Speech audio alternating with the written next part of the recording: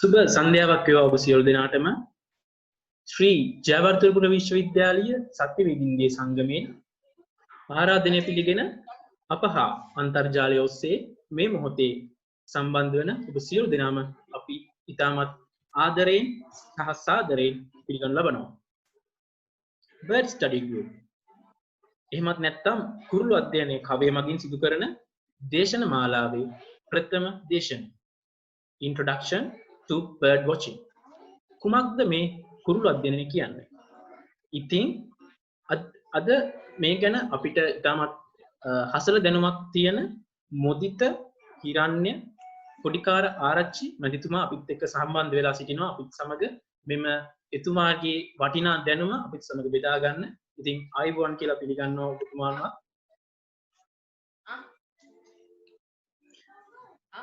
ඉතින් තවත් කල් වේලා ගන්න නැතුව මම ඉතාමත් ගෞරවයෙන් ආරාධනා කර සිටිනවා මොදිත හිරණ්‍ය කොඩිකාර මහතාට මෙම දේශනය ඉදිරියට පවත්වාගෙන යා ලෙසට.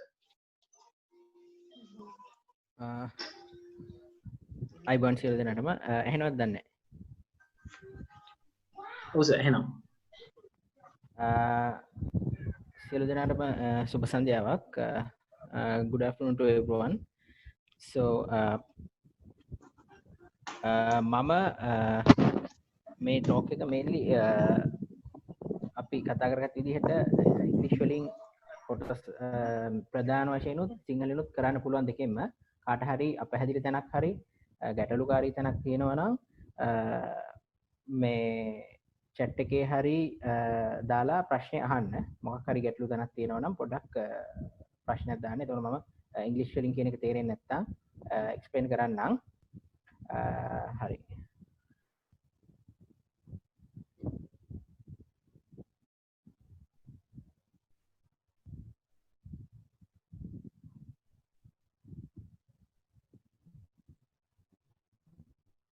Okay, so I hope everyone can hear me clearly. So first of all, I would like to thank the Zoologists Association of Sri Lanka University for inviting me to give a lecture on their mainly bird study group regarding the study of birds. So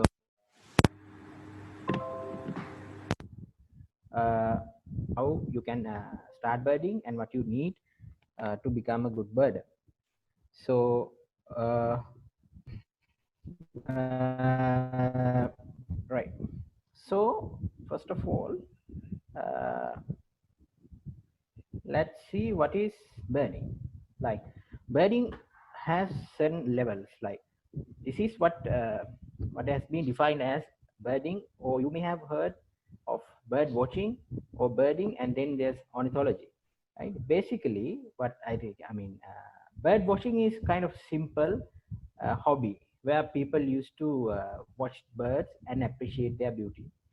Okay, but when you go into birding, it's kind of a bit serious than just bird watching. So a birder can have several stages. Like you can just observe birds and record them, but just a bird watcher is the person who just watches the birds and see the sheer beauty of birds. But when you go into birding, it's a bit advanced, right? Like when you are a birder, you start to keep records. Like you use a notebook and you record whatever you see, and you try to study the behaviors of birds, and you try to photograph them, and sometimes you may even publish them in scientific journals. So birding is, as I said, slightly advanced or a bit more serious than just bird watching. So when you consider about ornithology, well, ornithology is the science of study of birds.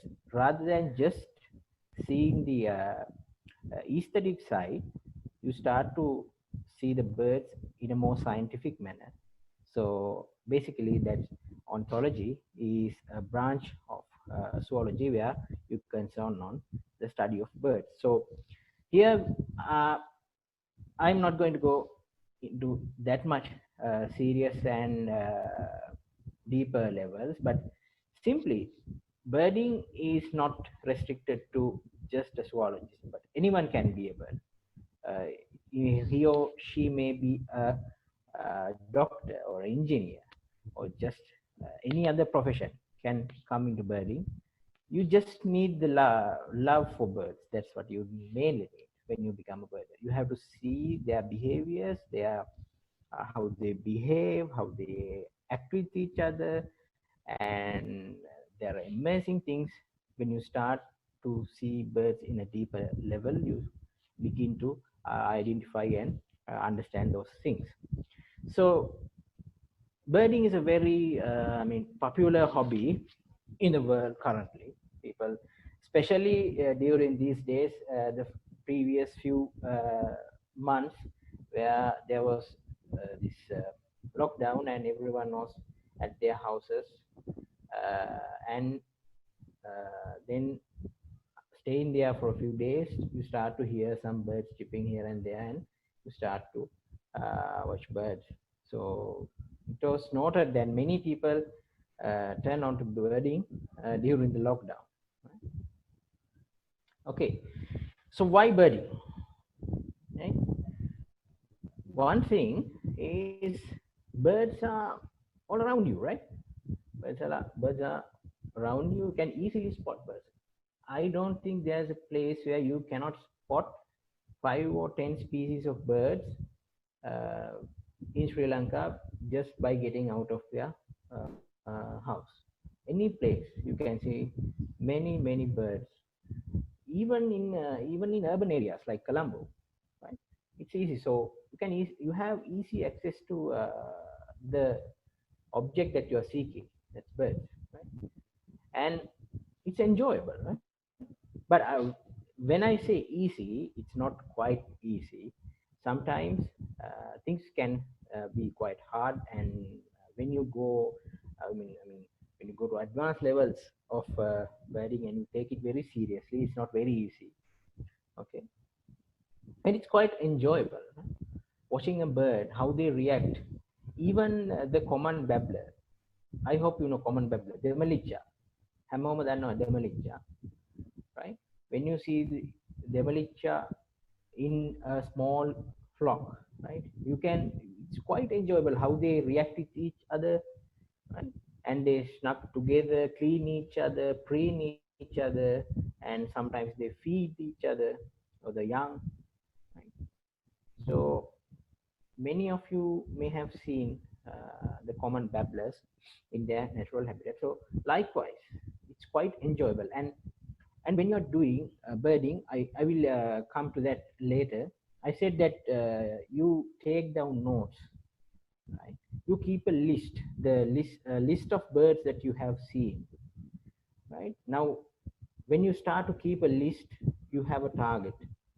How to see 10 birds this week, likewise. Okay, so it becomes quite enjoyable. Now there's a challenge in your hobby, so you start to find more and more birds, and it becomes very enjoyable. And if you like the great outdoors, right, then the joy doubles, because you can walk here and there, you can go hiking, and while hiking you can watch birds, right? You can camp outside, and then there you can watch birds, right? So it's a bit out of the routine way. And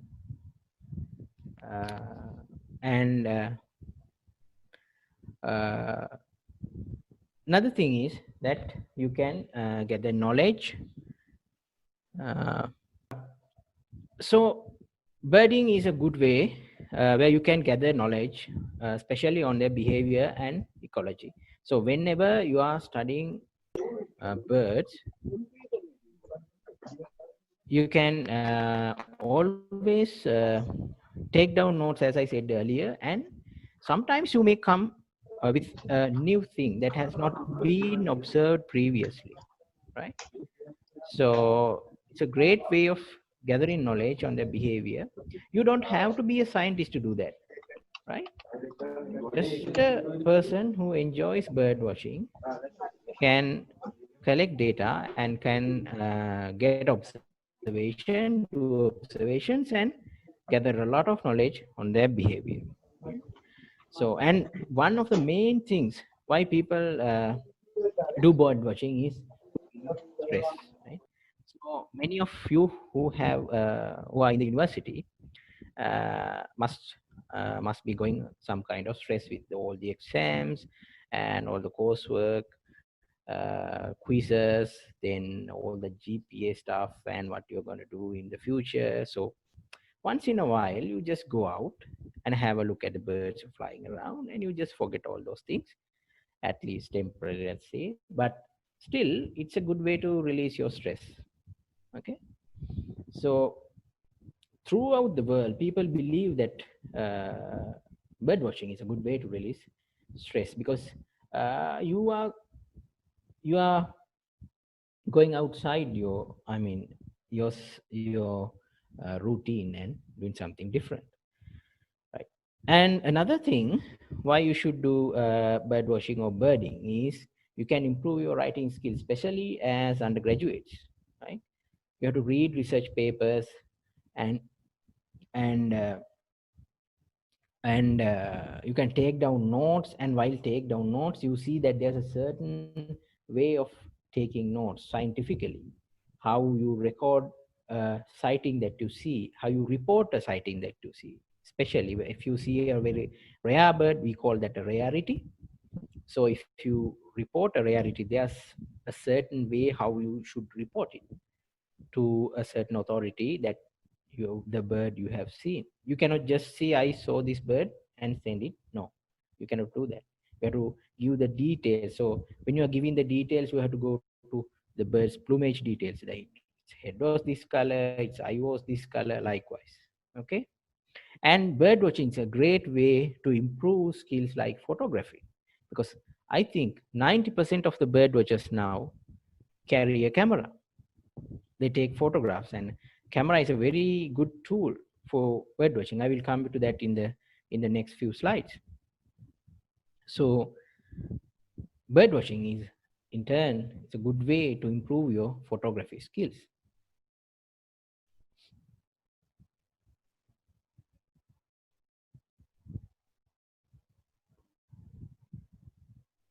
Right.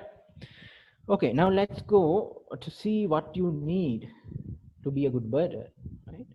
First thing that you need is a good pair of eyes and ears. Okay, eyes is okay because you're bird watching. Why ears? Right? Because birds are very noisy, most of the birds, and most of the time, it is a bit hard to see birds. I mean, if you go to rainforest, you may hear a lot of things, but you may see very few birds, right? So you need good ears to listen and identify the calls. So we will come to that in the next few slides. What's the importance of calls, right? So you need a good pair of eyes and ears. So you have to be very observant. You have to see very slight movements. Birds are very shy, and at the first sight of humans, they will try to evade us and go and hide. So you have to improve your observation skills, and that doesn't happen in overnight or a day or two. You have to go out and get more and more, you will be improving your observation skills, right? And another important thing is a field notebook, right? Field notebook is very important. That is where you record what you observe, right?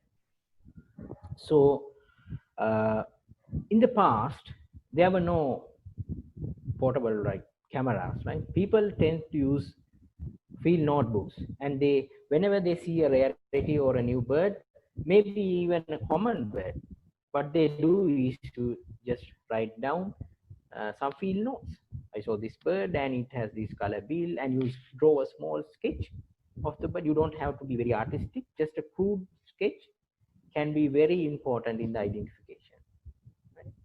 Okay, and one of the most important thing is a good pair of binoculars. Right? So I think everyone here knows binoculars. It's shown here in the slide. So, but when you are considering getting a binocular, it is always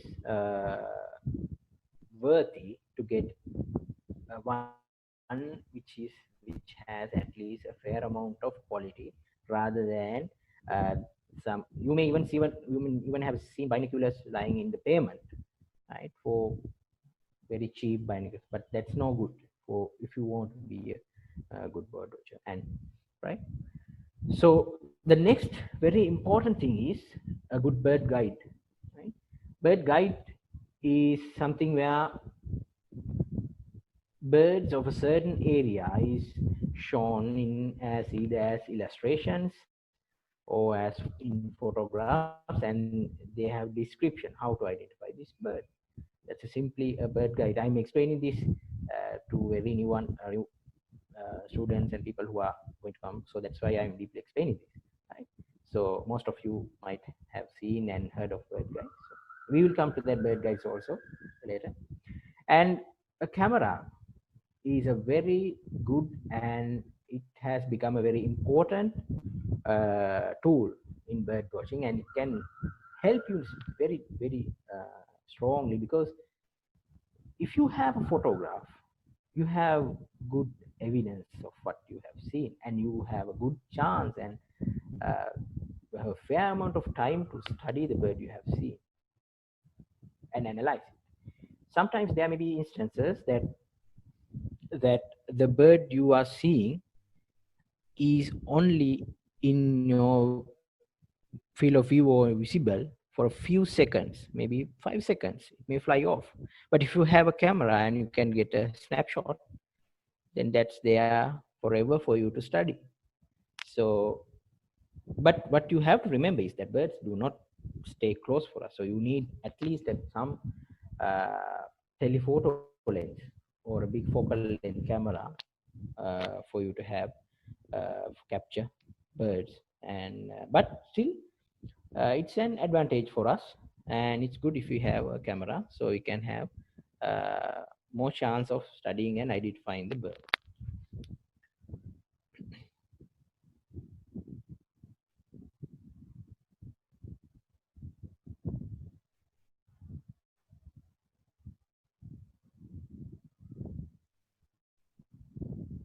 Right. So let's go a bit deep into optical aids, where which includes the binoculars and spotting scope. So some, I mean, many of you who are participating here are thinking of going into bird watching. So you might be thinking, what optical aids or what kind of optical instrument should I buy? So two the most basic instruments that is good if you have for bird watching is a binocular and a telescope. So most of you might have seen a binocular and also a telescope.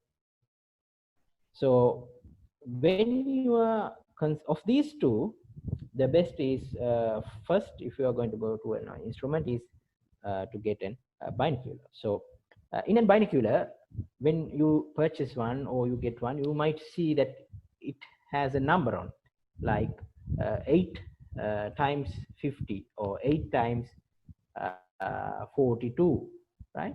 So the first number uh, says about the magnification of that particular binocular, right? That means 8 times magnified. Whatever you are seeing in your with your naked eye is magnified 8 times. If it says 10 times, that means 10 times magnification. And the second digit indicates the diameter of the objective lens, right? The second digit, which is in of that number, indicates the diameter of the binocular. So whenever you have a higher diameter in the objective lens, you have a better chance of getting more light into your binocular. So the object will appear bright. Right? If you take a very small objective lens binocular, so you would get a very dark image. So those are the things that you have to consider when you're purchasing a binocular. So it's a very different and broad topic.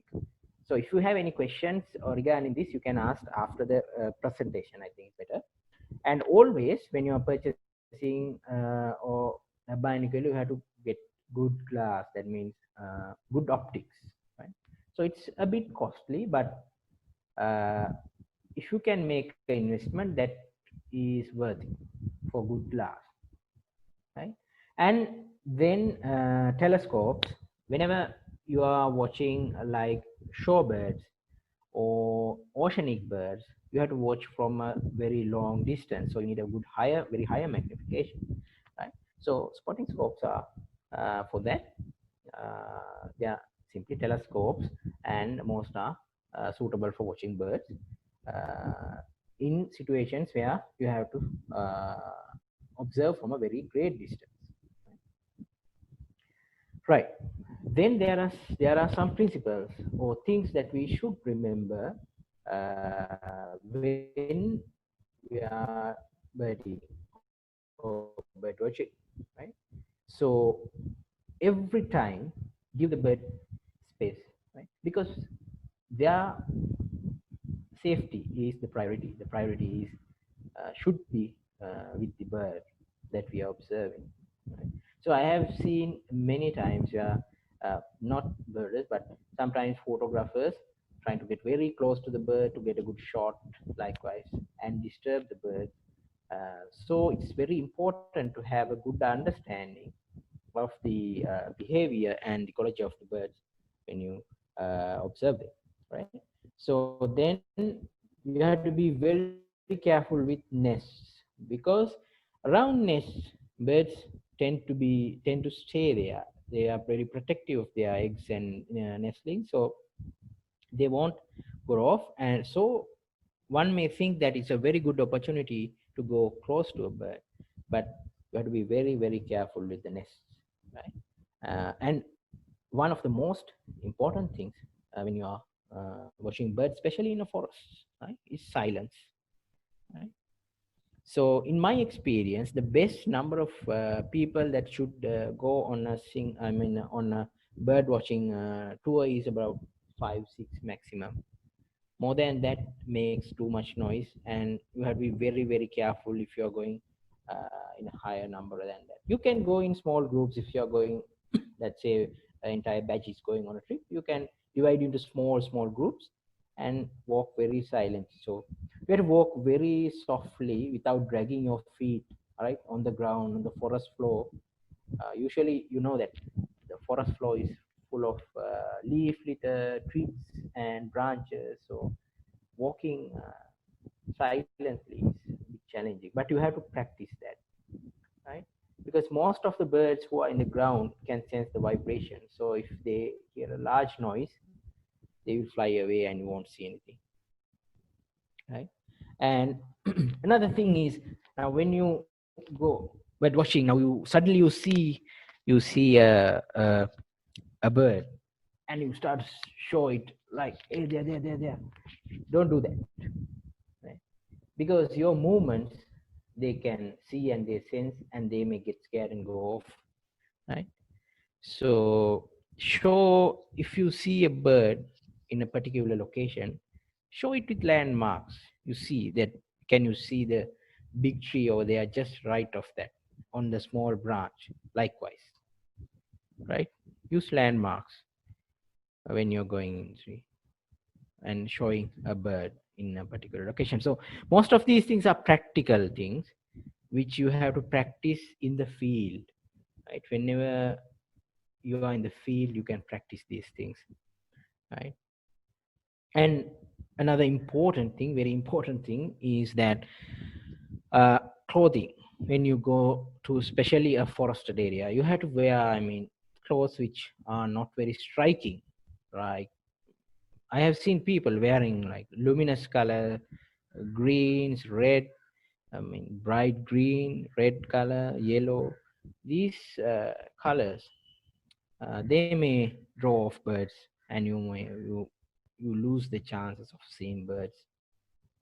So nowadays, it's very famous that camouflage clothes, right? You call like camo clothes, right? Camo clothes are very famous these days. It's available everywhere in eBay and even local stores. It's available, and you can have them. The idea is not to be invisible for the bird. I don't think that even we wear a camouflage suit and walk, still birds will see us. But it's not very striking, so they are not. I mean, like kind of offended by that, so they tend to stay there, right? So the most important thing when you're doing birding is, as I said previously, is recording observations, the last one, right? So recording is very, very important because you have to do that.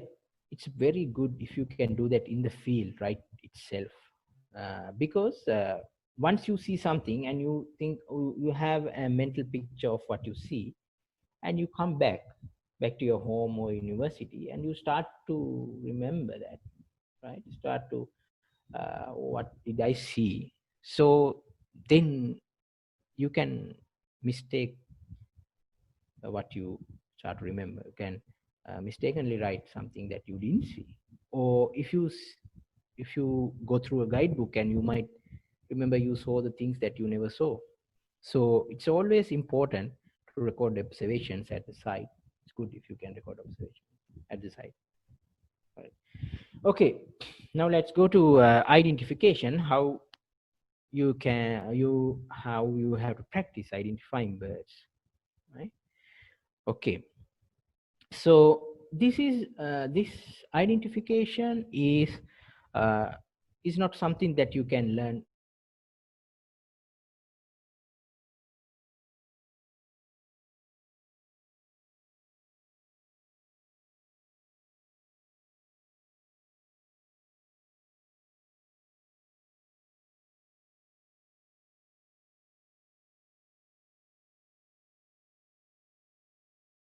consider when you're identifying a bird, right? The first one is the shape and size, or we call sometimes GIS, or the general size and impression, right? So shape, now everyone knows the difference between a heron, or heron is like we call koka, right? And pigeon, paravia, right? And the difference between heron and a pigeon is quite obvious, right? A heron has a very long neck, a long bill, right? But a pigeon has a very short neck and a small bill and a very short build, right? Likewise. So different groups of birds have different stripes and shapes. What you should try to do is to separate the bird you see into a certain group, whether it's a heron or a pigeon or an eagle, likewise. Right? Then, when you get more practice, you can select and go into finer details. Right? So then there comes plumage. Plumage is the feathers or the feather patterns in the body of a bird. Right? Plumage can vary from male to female, right? So in some birds, the male is very colorful and the female is not so much. It's just a brownish or dull color. And in some birds, both male and female are same. They are not dimorphic, right? And in some birds, when they are breeding, they get a different plumage, very colorful, bright plumage. And when they are in their non-breeding plumage, they get a very dull colors. And you should know that, and many of you here may know that birds shed their feathers and they get new feathers, which we call molting, right? So plumage is also very important, and the field guides that I said earlier comes in very handy when you study bird plumages, because very good field guides, they draw the birds in different plumage. This is how the bird would look when it's a juvenile, and this is how the bird would look when it's a adult bird likewise. So the next important thing is bird sounds. As I said earlier, they are very noisy. So, and most of the time, 99% of the time, birds have unique vocalizations. Their sounds are unique, right? You know the Asian quail, right? Koha has a very unique voice or call, likewise. And these calls are very important when you study birds in depth for the identification and understanding of birds. And then it comes the flight, how the birds fly, right? So most of you here might have seen how an eagle flies, soars, right? In using the thermals, it goes around and round and round, and that is entirely different to how uh, a sunbird flies, or panikurula, right? How the sunbird flies. It has a very sharp, fast wing action, right? It's fluttering very fast. So the flight is very important. So in the initial stage, you may see many birds are similar, but with time and experience and more bird watching, you will start to see subtle differences within one species to another, right? So here is an example. I hope you can see the cursor here. So you can see that even these phylauts, you can see that they are of different groups of birds. This is a chicken, then there's an eagle, there's a pigeon, right? There's a duck. So by just looking at these black shapes, you can identify the bird and put it into a certain group. So that is the first thing you should do when you're bird watching. You should not go to species level, right? So first you should try to put the bird into a certain group. So this is a parakeet, ගිරවෙක්ද, එහෙම නැත්නම් කොහෙක්ද, right? Then කපුටෙක්ද, තාරාවෙක්ද, like is it a duck or a crow or a eagle, උකුසෙක්ද, රාජාලියෙක්ද, right? After putting the bird you're observing to a certain group, then you can go into details. What is the color of the tail? What is there bands on, or are there spots on the belly? What is the color of the eye, and what is the length of the bill? Then you can go into finer details. So as here at the bottom of the page, you can see these are all raptors, or raptors means ukusso rajalio, like eagles and small hawks, right? So each and every group has a different wing shape, right? Some may have very pointed wings, some may have longer wings, likewise.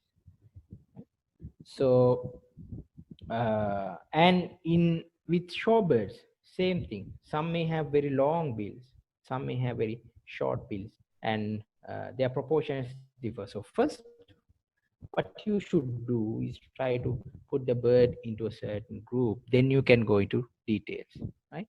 So let's go to a pop quiz, because you were listening to me for a certain time now. At least almost half the time is gone, I think.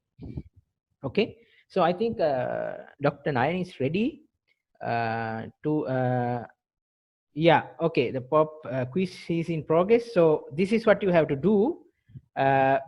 Now you may see 5 birds appearing in your screen. 1, 2, 3, 4, 5 is numbered, and what we have to do is it's a multiple choice question. So you just have to select what are the birds that are identified here, indicated here as 1, 2, 3, 4. So for example, the first question, I think the bird 1, is it an orange-billed babbler, a gray heron, sorry, orange breasted green pigeon, Malabar trogon? Or if you don't have any idea, you just say no idea, right?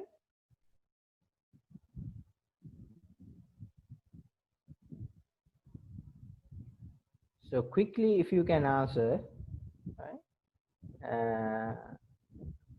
We can see how our crowd is on identification. So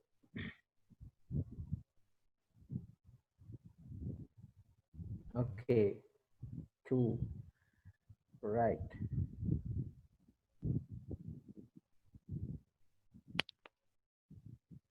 Now the people who have already started bird watching is going nuts, like, oh, I will answer that. So right. And at the meantime, if you have any questions, you just type it in the group chat. Or else you can switch on the mic and ask. Yeah. එන්න මොකද මොනවාරි ප්‍රශ්න තියෙනවා නම් අපි අහන්න කියමුනේ. ඉංග්‍රීසියෙන් හරි කමන්නේ. Oh, සිංහලෙන් කිසි ප්‍රශ්නයක් නැහැ. Language is not a problem. Hello, sir. English Hello. Hello, Hello, sir. Good evening. Good evening. Sir, can you, when you were describing, you mentioned a list of things that we need to watch out for when we are bird watching, like the color of the eye and stuff like that. There was a list of really interesting things. Could you please repeat that? Okay. You mean the features in a bird, right? Yes. Okay. Well, I think almost every feature is important when you're watching bird. You never know, depending on the species. In some species, the shape of the bill is very important, right? For example, now I have some examples in the coming slides. So, but anyway, I will just explain you. So, depending on the species, there are very, very fine differences when you want to separate the birds. Like these fine details are, needed when you have very similar looking species, right? So, for example, if you have a heron and a duck, you can easily differentiate them by the shape, outer shape, only by itself, right? So, but you need very subtle differences when you have very similar looking birds. So, I will come into that in the next few slides. But anyway, for example, let's say we take 2 eagles, right? So to differentiate them, if we see them flying high, sometimes the number of bands in the tail, right? වලිගේ තියෙන ඉරිගාන, right? The number of bands in the tail may come very important, right? So what you have to see is the shape and the size of the bill, right? The color of the eye, right? The color and color of the legs or their toes, and the length of the toes, relative length of the tail, the relative length of the wings, right? Then there's something called the primary projection, right? So many of the many who are new to this subject may not know that the primary projection is the length of the primary feathers extending from the tertiary. So those things are a bit advanced. So I'm not going to talk about them here because it's a bit advanced. But generally, have an idea of the bill shape, eye, the color of the head, then the wings, the length of the wings, the general length of the tail. The posture is very important, how the bird sits on the ground, the posture of the bird. Then the proportions are very important, how big the head is in comparison with the body, likewise. Right? So there are a list of things which are very important, and I think every tiny bit of detail is very important when you start to separate birds with which are very similar. Okay, I hope you got the answer. Or yes, sir. Thank you very much. In some few sites I have put explaining these details. Okay. Okay, sir. Okay.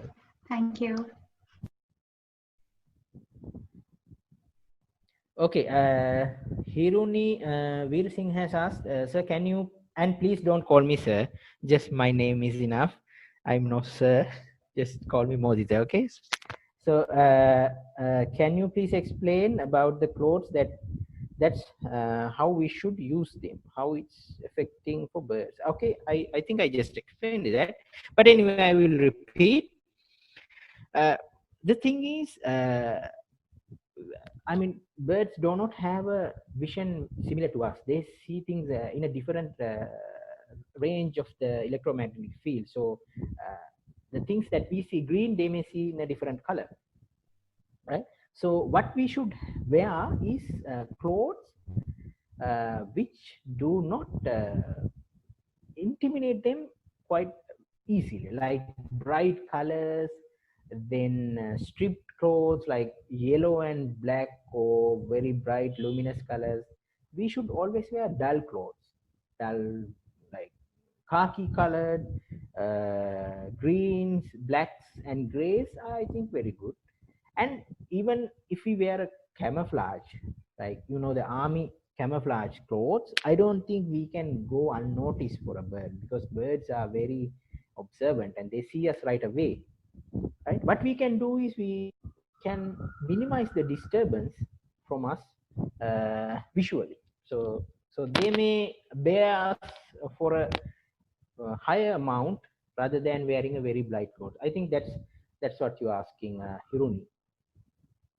Modi sir. Thank you. Yes. Modi sir, shall we stop the call and share the results? Yeah. Okay. Yeah. So shall I share the results? Okay. Sharing.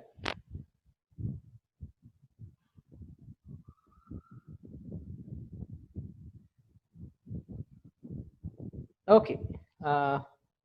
So I think everyone can see the results. Okay. Let's go from one by one, right? So okay, the first one. What you can see is orange colored bird, long tail, black head, right? So the front is not seen here in this photograph. Its belly is bright red color, very beautiful, but unfortunately when I photographed this one, he decided to show me only the back, right? Okay, so okay, many have answered as orange-billed babbler, because I think because of the orange color, right? No, this is actually Malabar trogon. So about 35% gave the correct answer. So this is a Malabar trogon, which you can see in rainforest in the wet zone, and also you can see the Malabar trogon in you may know riverine forest or the dense forest in the dry zone. Also you can see the Malabar trogon, right? So the second one is right away you see that this looks like the common babbler, like Demelicha again. Right away, it's very close to the babblers, and from the name itself, you can see it's ashy-headed. So this is the ashy-headed laughing thrush. It's not the gray-headed myna, right? So it's not. It doesn't look like a myna. Everyone must be familiar with the myna, so it does not have the shape of a myna. So this is the ashy-headed laughing thrush, again a bird of the wet zone, forest, mainly in rainforest. Right. Then the number 3, I will just go through the answers: a brown wood owl, brown flycatcher, emerald dove, and green imperial green pigeon. So brown wood owl, bakamunek, it's not an owl, right? Bakamunek neme කියන එක ගොඩක් අයට තේරෙනවා. It's not an owl. Then flycatcher is a small bird, so many of you may not know the flycatchers. And then you have emerald dove and green imperial pigeon. Emerald dove is Nila Goya, right? And green imperial pigeon is Mahanila Goya, right? So both are pigeons, paravio. So මේ පින්තූරේ පරවියෙක් ඉන්නේ කියන එක අපිට ටිකක් තේරෙනවා බලවහම. So this is actually an emerald dove, not imperial green pigeon. Here Many of you answered it's an imperial green pigeon, probably because of the green color. But it's an emerald dove. This is an emerald color, right? So again, emerald dove is a bird of forested areas, but it can be seen in home gardens where which are very well wooded. කැලේ තියෙන සාමාන්‍යයෙන් වත්තක් තියෙන ගෙදරකට උනත් එන්න පුළුවන් මිදුලට එහෙම එනවා සමහර වෙලාවට emerald dove, right? You can see it in even in home gardens, right? So the number 4 is a very special bird because it's a bit rare bird,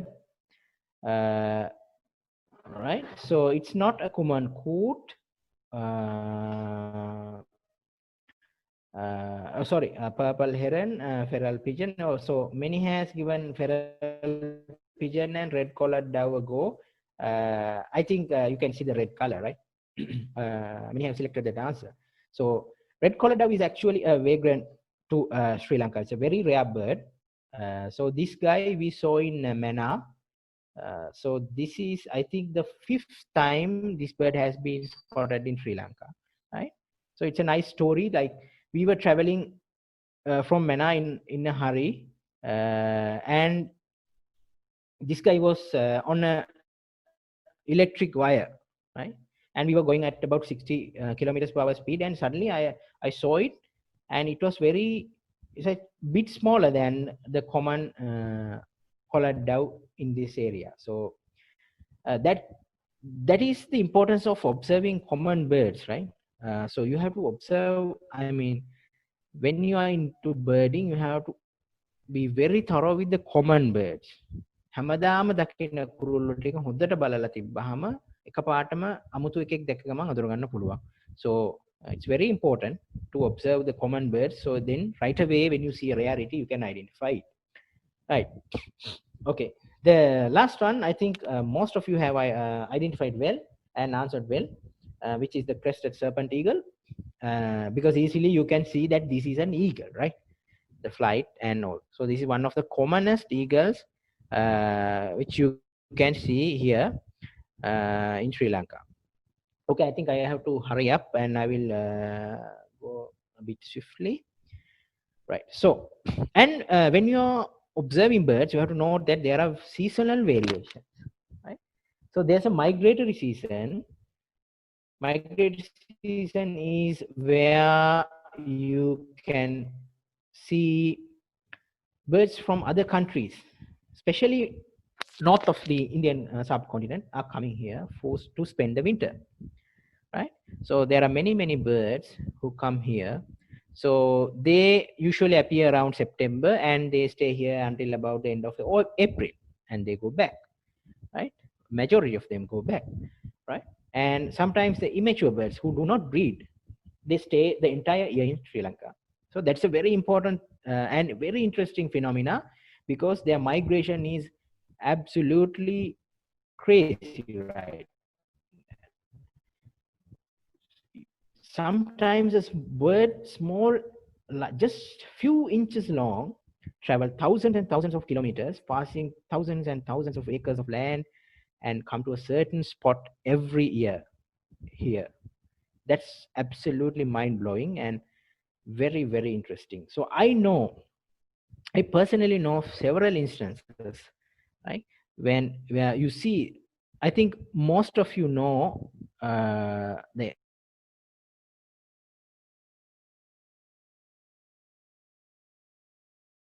සූදුරේදී හොරා කියන්නේ male Indian paradise flycatcher.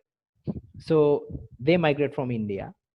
So a friend of mine get this Indian paradise flycatcher who has a spot on his crest. ඔළුවේ පොඩි සුදු තිතක් තියෙන කුරුල්ලෙක් ඉන්නවා. එනවා එයාගේ ගෙදරට. එයා හැම අවුරුද්දෙම දකිනවා. ඒකෙන් අඳුර ගන්න පුළුවන් ඒ එකම කුරුල්ලා ඉන්නේ කියලා හැම අවුරුද්දෙම. Right? So that there's a certain bird who visits his small home garden every year, which has a spot on his crest, and it's continuously, year after year, it visits the same spot. So imagine, it flies from Sri Lanka back to India, thousands of kilometers, many forested areas, towns, cities. It passes everything and goes to a certain place and make a nest and come back thousands of kilometers to the same small home garden which it spent the winter last time. Isn't that incredible? I think it's crazy how they are doing. That's the amazing thing of bird watching, right? When you start to observe. So for me, every year I get an Indian pitta, Avichya. Avichya halati hamoma. Avichya. That Indian pitta comes every year to the small patch of forest in my home garden every year. So I don't know whether it's the same bird, but I'm 90% sure that it is the same one, right? So then so migration is something entirely at a new level. We have to discuss it for days, I think, if we start discussing. So, but it's very important. That's one wonderful thing we can go through when we are bird watching. So then comes the breeding season, where the birds, the breeding season, where the birds start to nest and they start to laying eggs and they start rearing young. That's also a very, very interesting thing. And some of the behaviors, right, they do during the breeding season to entice the female. The male do various dances and displays, in-flight displays. Those are very, very, very interesting and very absolutely stunning, right?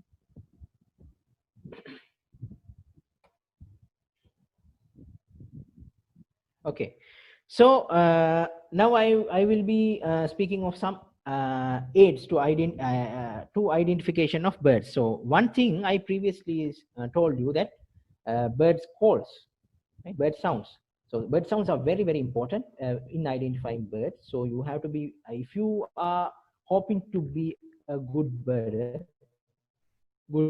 watcher or an ornithologist, you have to be very thorough with the sounds, at least of the birds around you and the ones you observe regularly, right?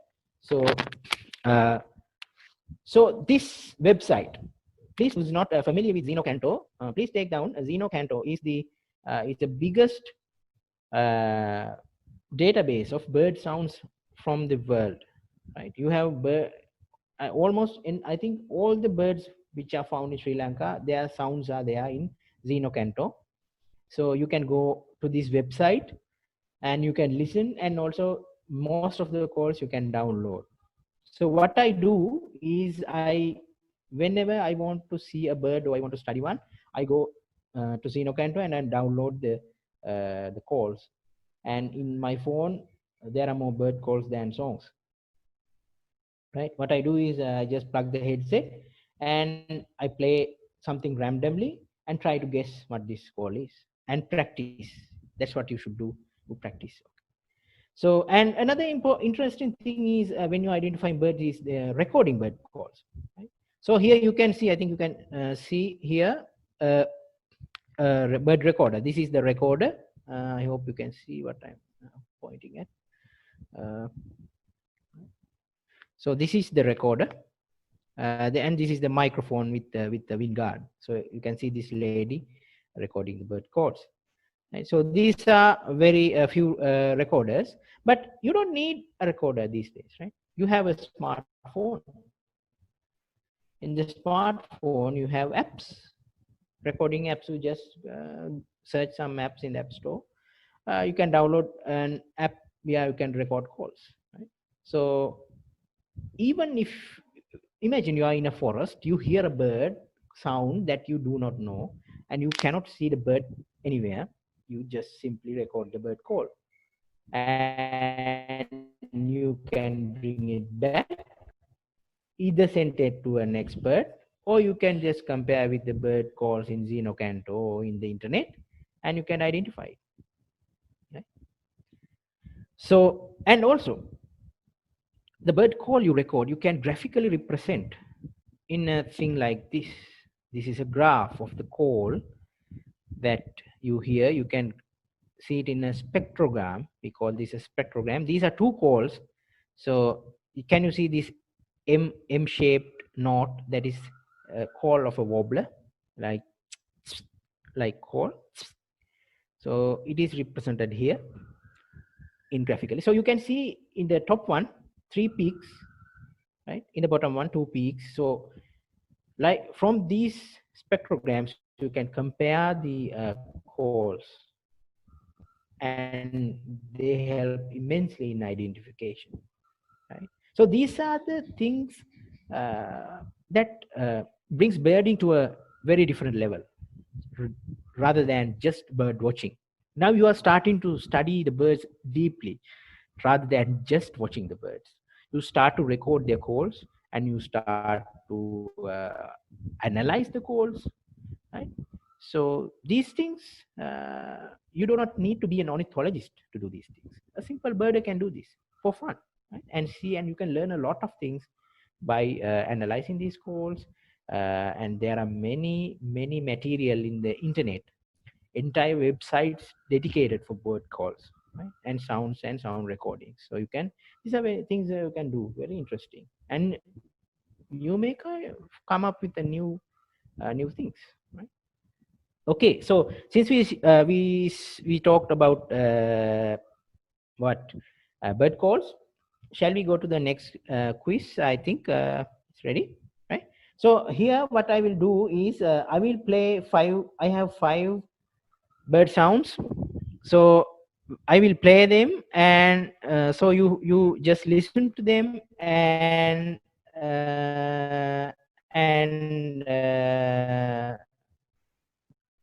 select the answer, right? So this is how I will play it. I hope everyone can hear it. Wait, I will play it.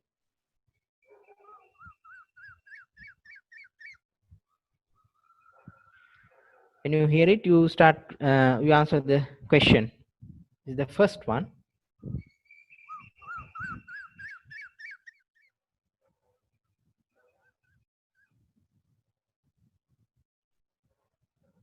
Okay, so if you can see the questions, sorry, you can answer now. I play it again. The first one. Can you increase the volume? Yeah, okay.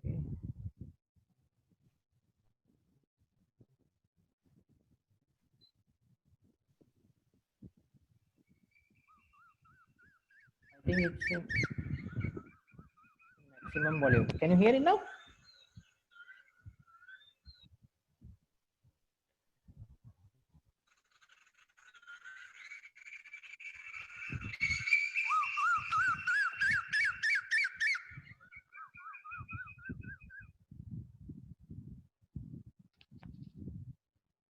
Is it audible, or Yes, can sir. you hear it? It's audible, yes. Okay. So you can start answering the first one. Shall we finish one by one, or shall we play all? I think that I think we should.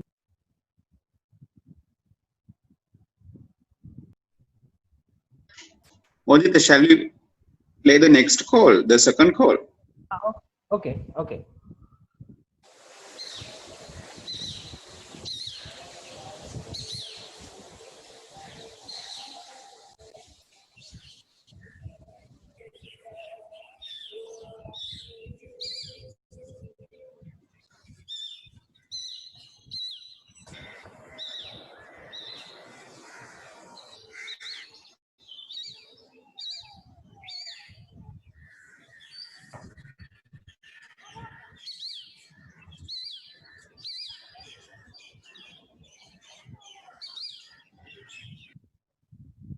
Was it clear?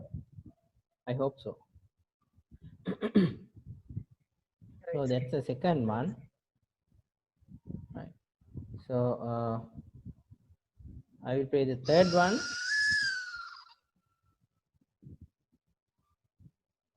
The third one. Yeah, this is the third one. Listen carefully.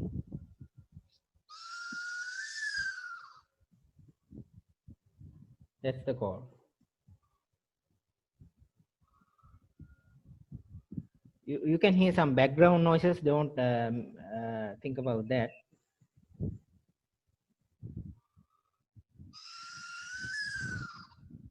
So that's the third one. That's the third one. So here's the fourth one.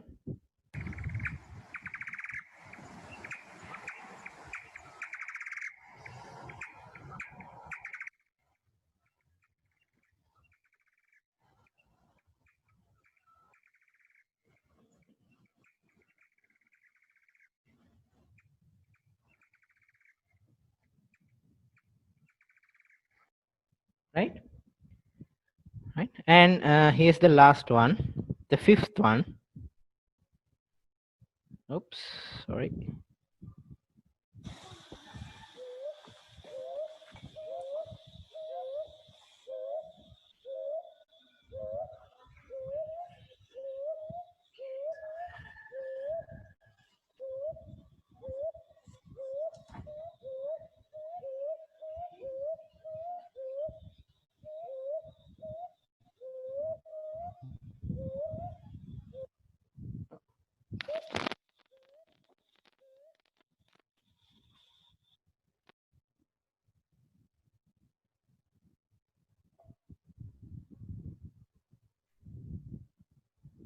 Right.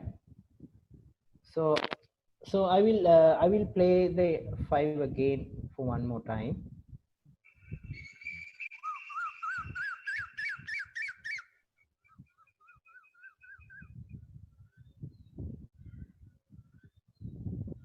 The first one.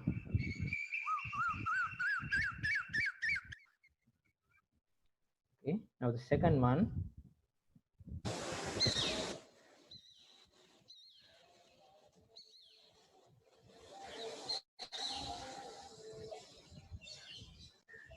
And the third one.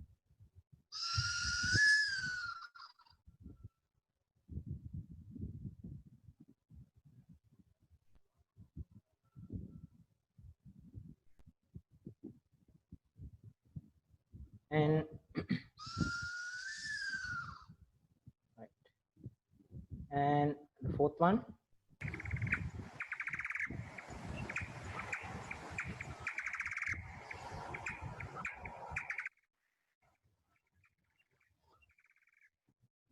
And the last one, the fifth one.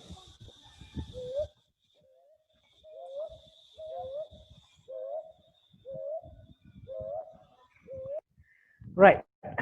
So right, more than half has answered. 70%.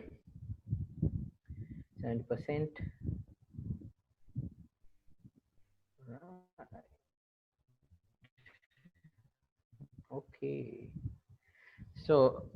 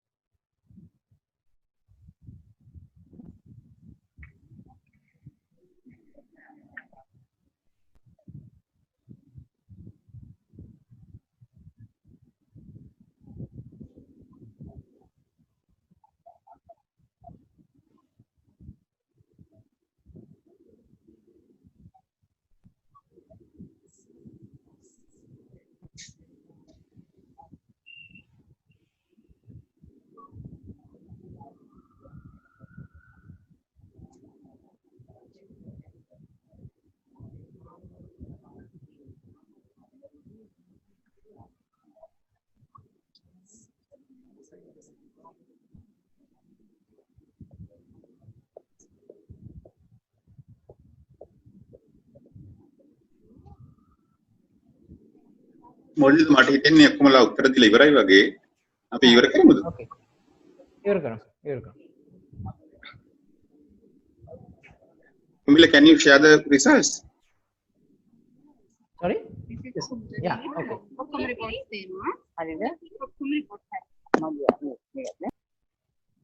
Okay. Okay, now you can see the results, right? I think, yeah. Feral pigeon. Okay, right. The first one is, I think most of you have heard, right? It's the Asian quail or the koha, right? You can hear it's the koha, right? Very familiar sound of the koha. This is actually the call of the male trying to attract the female during the what we call in the අවුරුදු season, right? අවුරුදු කාලෙට තමයි හෙන්නේ කියන්නේ, but දැන් නම් ඒ උනාට ගොඩක් වෙලාවට ඒගොල්ලෝගේ මේ ටයිම් පීරියඩ්ස් වෙනස් වෙලා හැම අවුරුද්දේ ගොඩක් කාලවල වලට ඇහෙනවා. කොහොම වෙතත් මේ ඒ දෙන්නගේ mating season එකේ call එක. So this is the calling of the Asian coil during their mating season. So the second one is also a very interesting bird and a very common one. So you can hear like chi. That is actually the call of shikra calling, right? So most of you thought it's common tailor bird, but no, it's the shikra's call. So this most of, even you have not identified, you may have heard it because it's a common bird.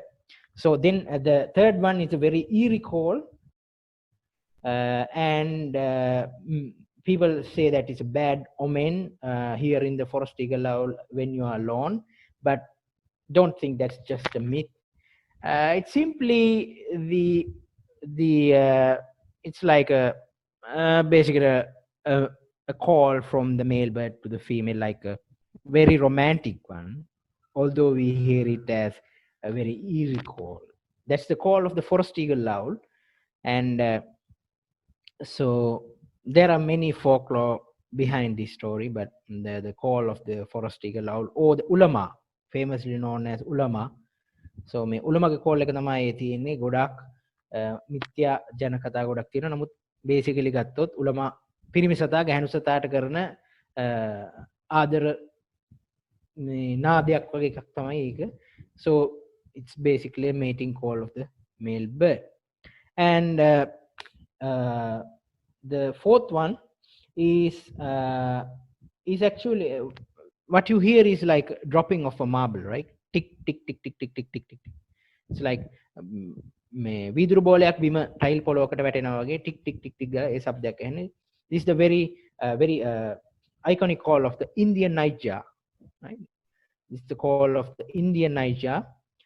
If you ever stay in a place, forested area in the dry zone, most of the time you hear the call of the Indian nightjar. Indu bimbassa කියලා කියන්නේ.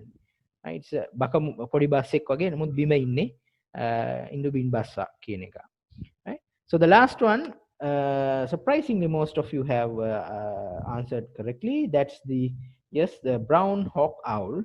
Again owl, but you can see it in even in central Colombo, in urban areas. If there's big trees, you can see the brown hawk owl. So the last one is the brown hawk owl, right? So let's move forward. I think I'm taking a very big time, right? So here I'm trying to show the importance of photographs, why they are important, right? So these two birds are pipits, right? වැරටිච්චා කියලා කියනවා. පොඩි මේ වගේ බිම ඉන්න කුරුල්ලෙක්. These are pipits, ground dwelling birds, right? Small birds. Now these are two species, two different species. Each photo represents two different species. So but if you are new to this subject, you might see that both are the same. දෙන්නම එක වගේ කියලා වගේ පේනවා. But this is the time you need very subtle differences in them to identify them correctly, right? So this is the last bird identification comes into hand, where you have to see the shape of the bill. If you carefully see, you can see this bill is slightly curved, but this one is more or less straight initially, but at the last moment curves down, right? And this bird has a more upright stance, more like a thrush, but this one has a very compact build. And the tail is short, although the tail is not seen here. You can see it's fairly long up to about here.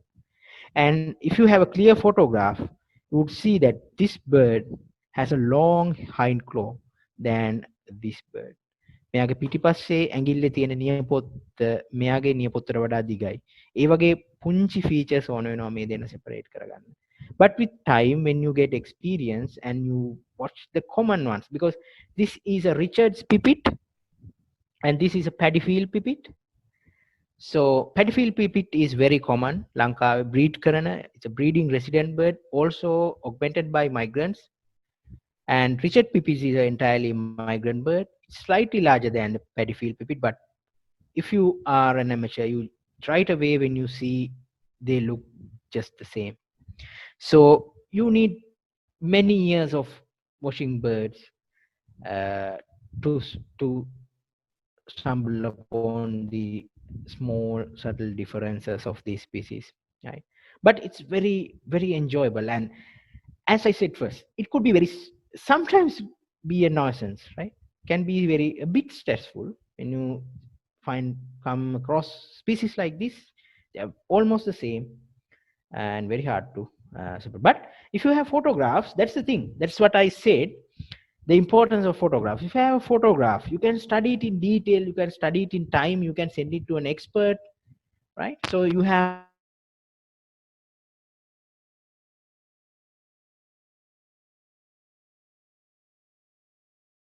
a higher opportunity of identifying the bird. I don't know whether you can see. I don't know whether you can see the see the bird here. It's here, right? Okay. So if you carefully see the tail bands, right? The tail bands. වලිගේ තියෙන මේ තද දුඹුරු පාට ඉරි දිහා පරිස්සමින් කළු පාට ඉරි දිහා බැලුවොත්, you can see this bird has thinner dark bands and broader pale bands, but this one has bands of the same size. Both dark and pale bands are of the same size. So this is a shikra, the call you heard previously. Shikra, it's a small hawk, podiukusik, and this is a Besra sparrowhawk, right? This is a Besra sparrowhawk. This one I got from the internet. This is from Udavatta Calais in Kandy, Udavatta Calais Forest Reserve in Kandy. So this is a forest hawk, Calais in Podiukusik, forest hawk, which loves the forest. And you can see the subtle differences of the tail. This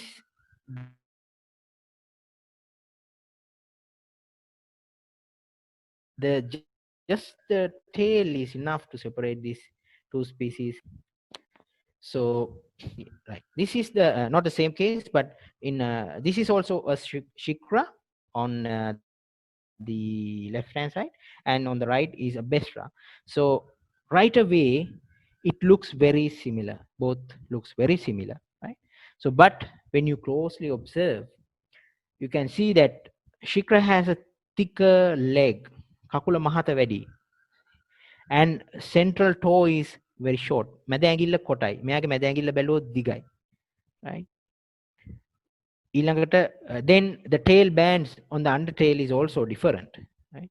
So those features come in very handy in separating very similar looking species. So I think previously someone asked of the different what you should see. So those are the things you should see, right? Because overall, if you take the overall structure, it's similar, and overall coloration of the plumage is very similar. So you have to go to very fine details in separating these species. So this is both are juvenile birds. So when they are adults, they look quite different and much easier to separate. මේ පොඩි කුරුල්ලෝ ඒ කියන්නේ තාම සම්පූර්ණ වැඩුණු සත්තු නෙමෙයි. So වැඩුණු සත්තු උනාට පස්සේ සමහරලාට මීට වඩා වෙනස්කම් පේනවා පැහැදිලිව. These two are also juvenile. So juveniles are the problematic on shikra and besra. So it takes time, right, to see these things and to identify them, right? Okay. Now let's go to recording sightings. So I told you that it's very, very important to record whatever you see. So these things are what, especially this is for the undergraduates. You should improve recording skills, and you should properly report your sightings. So always these things are very, very important when you are observing the date, because the date is very important, the weather, the time, right? The date, you can compare the dates where you have observed certain species, and the weather,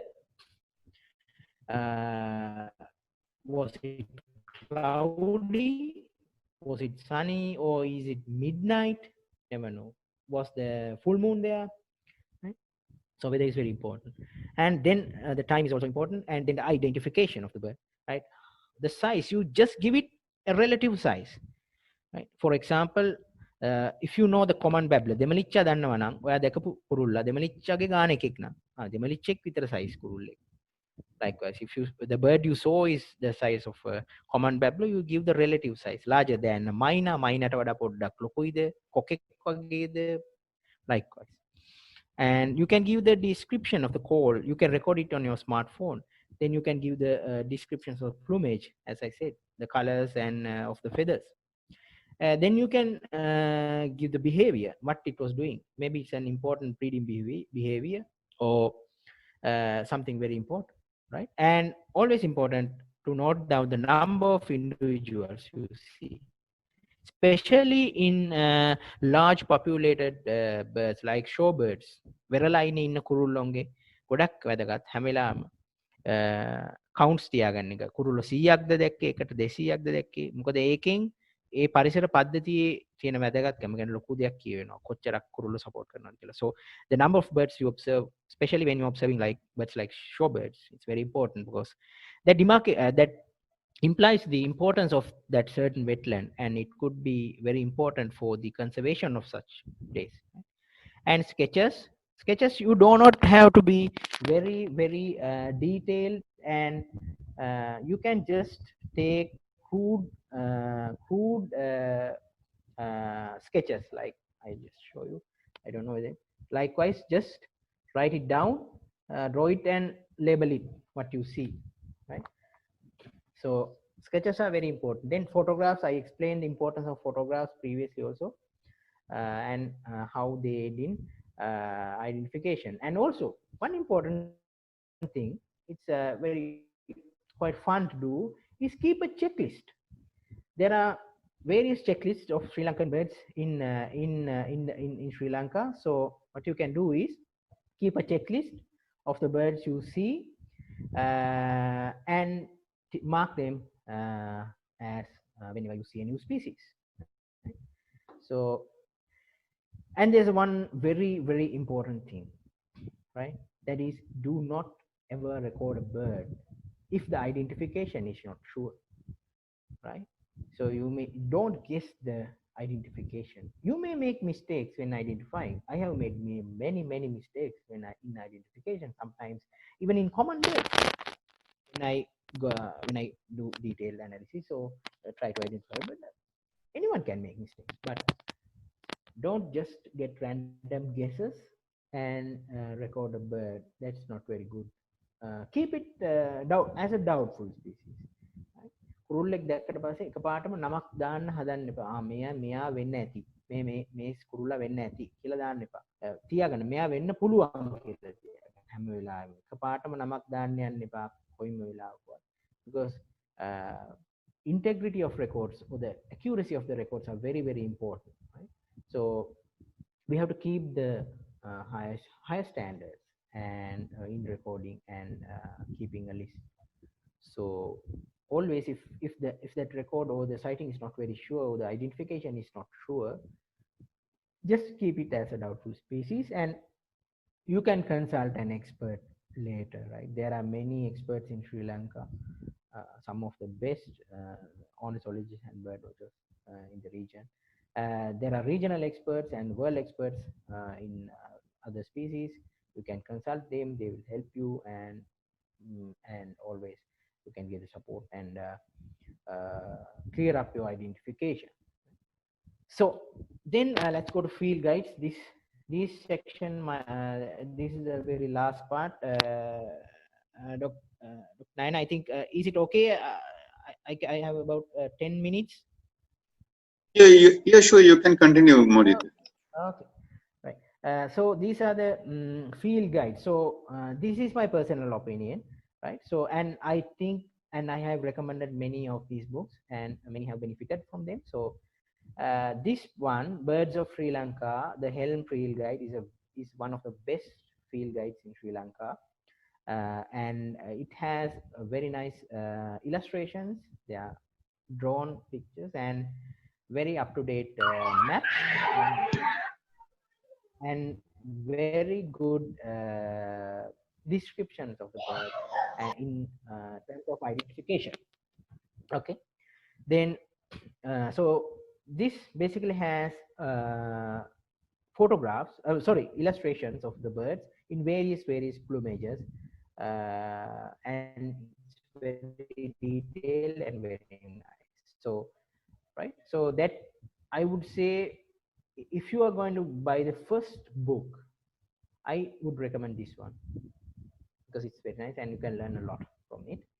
Then this one, the Guide to the Birds of Sri Lanka by G.M. Henry, is also a very nice book, but it's not, there are illustrations, but it's not a field guide, but it has many details on nesting, then on behaviors, on distribution, and it's very important. And G.M. Henry, so this one is a very nice book, and it has very good details. I don't know whether it's available or in printing right now, but if you can find this book, it's very good.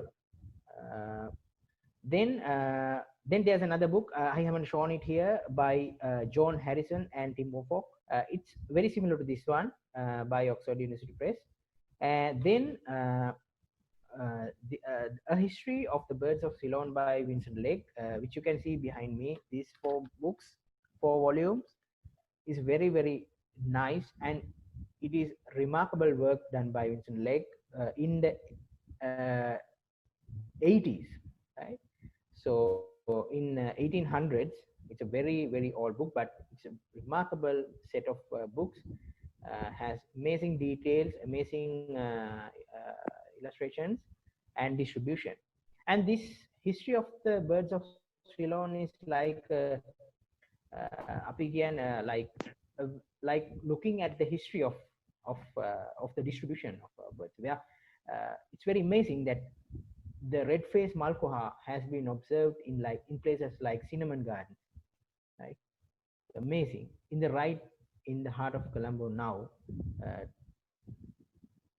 about 150 years ago, it was there. So this, in one sense, it's very saddening to read this book, because how the urbanization has eliminated all the forests in around Colombo, and now there's only very few patches of forest here in Colombo. So it's a very nice book. And another thing is a regional guide, what you need, which as shown here, the birds of the Indian subcontinent, because these books are mostly of the birds who are seen in Sri Lanka and who migrate usually. But you should have an regional guide when you go into more advanced state of birding, because then you can study the birds in India, and you may never know, one might show up here and you will be able to identify it. So when you are in a more advanced level of birding, you might need some of these books. As you can see, this is also a very nice regional guide, Birds of South Asia, the Ripley Guide, and the field guide, and the volume with other details. So it's very in detail, and all the vocalization is there in sonograms. So this is a very nice 2-volume set of the regional birds. So then for each group of birds, there are guides. For example, shorebirds. So, right? So in this book, all the shorebirds in the northern hemisphere in detail. So then you go to reed and bush warblers. So warblers are very hard to identify some species because they are very similar looking. So you might need this kind of guide. But right at the beginning, you don't need any of these. Just a simple guide. And what you need is more time in the field, observing the birds and keeping your eyes to a binocular or a spotting scope and observing them, taking down notes and going through them again and again. Right? So then there's pipits and wagtails of Europe, Asia, and North America. Another superb guide on pipits, cuckoos. Then if you're going on watching seabirds, then there are designated guides for that. There are many guides you can, but not at the very beginning. You might need a gentle guide where you can get familiar with the major bird groups and the major species that are observed in around your area. And right, so so these are some sites. I have mainly concerned about the undergraduates here. So because you are from the Jaipur University, right? The university itself is a great place for you to do some birding. I suspect you would easily find 80 to 100 bird species within the campus itself if you do birding for some time, right? At least more than 70 is for sure, right? So what you can do now as a zoologist association is to do some bird watching inside the university and make a checklist of the birds that you have observed here and keep that checklist and update it from time to time. Right? Then around Colombo, we have Bellanville Attadiya Marsh. Then there's Valley Park, Navala, Deersaru Park, Deersaru Park. Then Baddagana Wetland. Then if you need to see some rainforest species, you can go to Meethirigala, Labugama Kalatuava, and even Singaraja. Because of the highway, it's very easy. Just 2 hours drive or 1.5 in the morning, you can go to Singaraja. So all these places are the very closest locations I think I came up with. So, and then if you're going for long distances, these are some of the best places. Vilpattu, most of you know these places. So Vilpattu, everyone knows. Mana is a very nice place to see shorebirds. Vilpattu, both forest and shorebirds in the willows. Jaffna is very nice place to see gulls, terns, again Muhudulihini, සහ අනිත් වෙරළාශ්‍රිත කුරුල්ලෝ බලන්න. Jaffna very nice for shorebirds. Kidulgala, Singaraja, non-rain forest. Then to see highland species, hill species, you can go to peak wilderness, hot plains, and then on the southern side you have Gundala, again shorebirds, and Yala. So these are the some of the best places to see. And I want to mention one more thing of the recording of sightings. Now there's this new thing called eBird, right? People all over the world are using eBird. You just type eBird and all the details come. eBird is a very good place for you to keep your records, what you see. I think any undergraduate and anyone who is familiar with basic computer applications can join eBird and put your recordings there. I forgot to put a slide here on eBird. I thought of doing that, but I couldn't find it time. So I just wanted to remind you that eBird is very important. So you just go, I just type it, eBird. So just see, go to eBird website and see what you can do, right? Okay.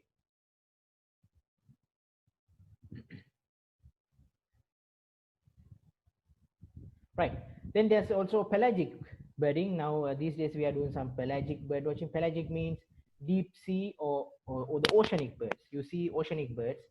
So you can do it in 2 ways. You can take a boat and go into the deep ocean and watch for birds. And also you can do sea watching. You can station in a higher place close to the coast, and using a telescope you can watch some birds. So these are some amazing birds that we found. This is a red-billed tropic bird, and this is a flesh-footed shearwater. These birds have amazing life in deep ocean. They only come to a land or to ground just to nest, and the entire lifetime other than nesting is spent on the ocean. That is amazing, and these have a very different story and a very interesting story of their own. So if I mean, hopefully if we continue this in the Zoologist Association lecture series, we one day we might come talking on pelagic birds. So there's a migration going on pelagic birds, that birds migrating from north to south and south to north. It's a mass migration, thousands of birds flying within a few hours of time. You can observe it from the land, you don't have to go to the ocean. From the beach you can observe it if you have a good telescope. It's very interesting. So I'm not going into much detail of this, but I just wanted to show the sides of various areas where you can extend your birding into, right? So undergraduates, always what I say is read more always, because personally I did not follow any I did not do any zoology courses. I just, in my first year I did some biology, but not any zoology courses, and that's all. Everything I have a very limited knowledge, but everything I learned by reading alone and finding books. You have plenty of research papers all over the internet. Now you have access to all, I mean, very big collection of research papers on the internet. Read them. They, for maybe for first years, yeah, fresh graduate, I mean, fresh undergraduates, they may seem a bit hard, but take the support of your lecturers, your seniors, and read them and gather knowledge and research papers. Do just, I mean, do not just go through your coursework only. Read something more. Read some books in your libraries, and there are many online articles. There are many websites, like for example the Oriental Bird Club. Go to Salon Bird Club website, then BirdLife International, Field Ornithology Group of Sri Lanka website. They're very, very interesting. And the best thing, I think, that now everyone is familiar with Facebook, right? So there are many Facebook in Sri Lanka for Sri Lankan birds. You join Birds Tab Probanica, right? If you you just type, I mean, write it down or something, Birds Tab Probanica. Then there's Sri Lanka Birding Circle, Field Ornithology Group of Sri Lanka. These Facebook groups are very, very nice and very interactive. You can put photographs for identification. You can share knowledge. You can share sightings. Many things happening in these groups.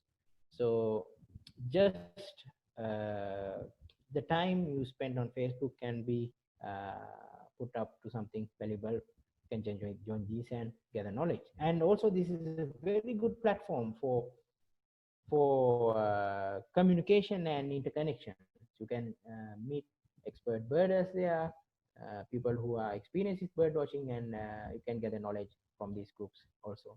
Right. So then there are many organizations in Sri Lanka where people are working on birds and studying and sharing things on birds. So like Salon Bird Club, which is one of the oldest organizations, and which keeps the records of Sri Lankan birds for many years, and an organization which is responsible for converting many of the wetlands and sites into Ramsar sites, and has done a great job in conserving. I'm sorry. And then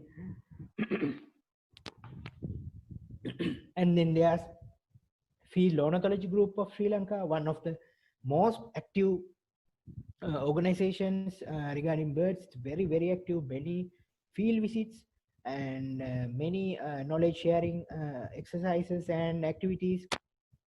There's a link for the kids, special section as for kids. It's a very nice place. People can join and participate in many field work, and it's also I think affiliated to the University of Colombo. So you have access to many experts there regarding bird stuff. And Young Zoologist Association is there, YZA. Some of you may have heard it. This is with the zoological garden. in Dehiwala. And there also you can see meet not only people who are experts in birds, but herpetologists, mammal experts, many experts on wildlife are the fruits of Young Zoologists Association, and it's also a very good place for you to gather and share knowledge and experience. So then there's also Wildlife and Nature Protection Society, one of the very oldest societies in Sri Lanka, which is in the front line of saving habitats and working for conservation. And WNPS also holds many lectures which are open to the public, so you can participate there, meet experts there, share and have they share their knowledge, and you can learn a lot of things. So what you have to be is be very active and try to gather knowledge always. Just that would bring you to a different level of bird rather than just watching birds. All the things I said very swiftly, I think I took some much time also, but the most important thing is field. You have to go into the field and observe it, and by day you can gather a lot of knowledge. So that is what I wanted to say today. So I think if we have time, I'm totally open to questions. Dr. Naina, I think it's up to you.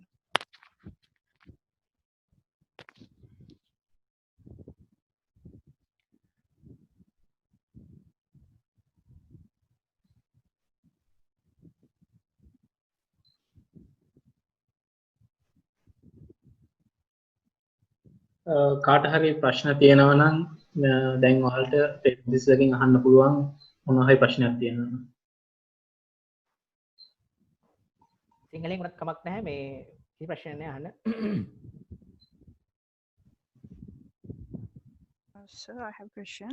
Yep. Like if we are doing a focus sampling or scan sampling based on this bird watching, so what are the things that we should follow? Because it's really hard to get results, especially for the focus sampling method. So okay, can you give some tips? Yeah, basically I have to be straightforward. I am not very familiar with what you are referring to here as focus sampling and straight sampling. So if you can just elaborate some, what you are sure.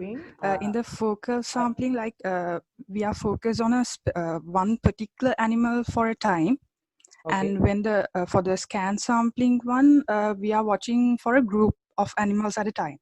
Okay. So when we are recording the observations, what we should follow? Well, I think that depends on your need, right? So if actually, Kulati, yes, our next session is on the sampling techniques and research. Okay, sir. So you can join with that session and to get an idea. Yeah, sure, sir. Okay, sir. Thank you.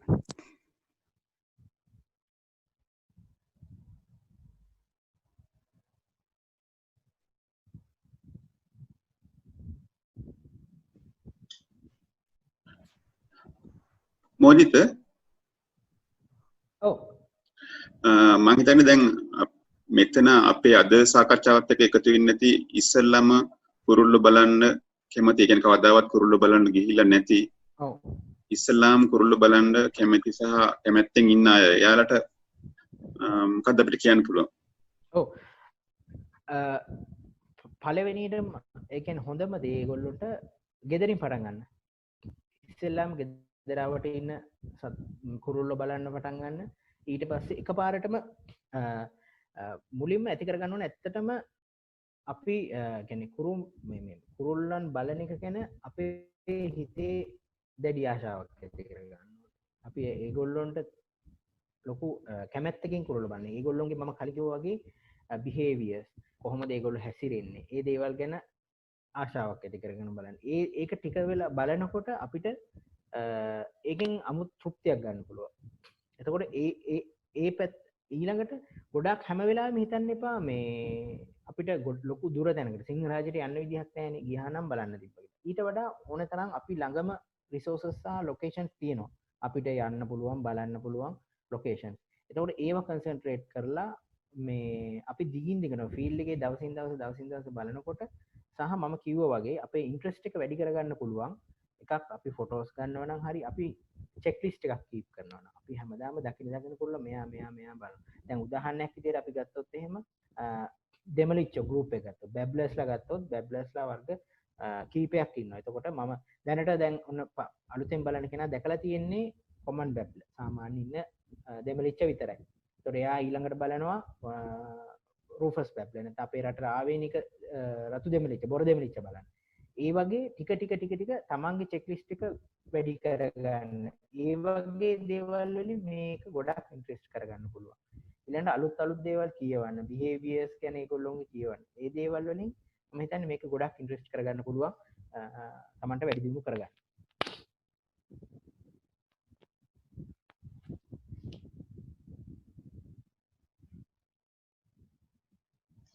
ඔව් මං හිතන්නේ දැන් අපි අර ප්‍රශ්න අහපු කොටසෙදිත් මම දැක්ක ගොඩක් කට්ටිය ඒ කියන්නේ අපේ සම්බන්ධ වෙලා හිටපු කට්ටිය මේ කොහාගේ හඬ හඳුනගන්න බැරි වෙලා තිබ්බා 60%කට විතර.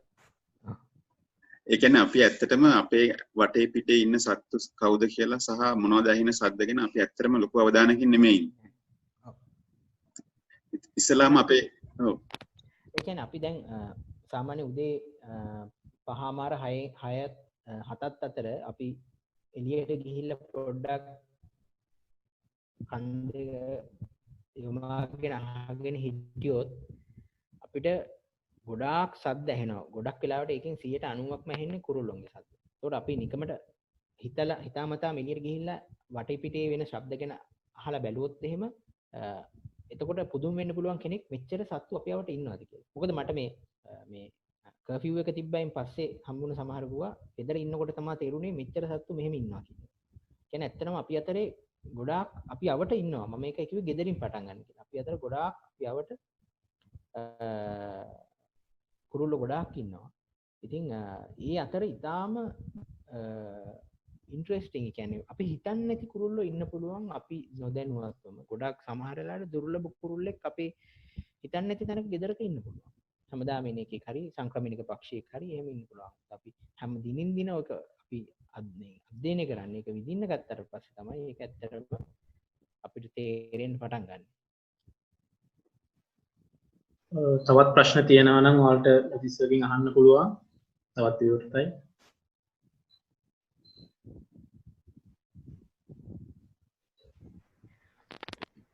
ඔයගොල්ලන්ට මොකක් හරි කියන්නේ විශේෂ කුරුල්ලෙක්ගේ තිබ්බ behavior එකක් හරි දැකපු දෙයක් හරි එහෙම එකක් මොන හරි වුණත් කමන්නේ ෂෙයා කරගන්න. අපි කියන්නේ ඒකෙන් තව කෙනෙකුට දැනගන්න දෙයක්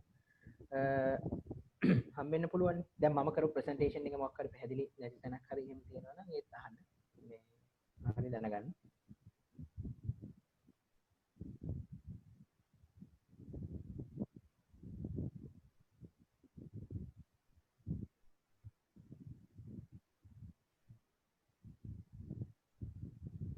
සමහර අයට ප්‍රශ්න තියෙනවා මේ අන්මියුට් කරගන්න බැරුව ඉන්න මං හිතන්නේ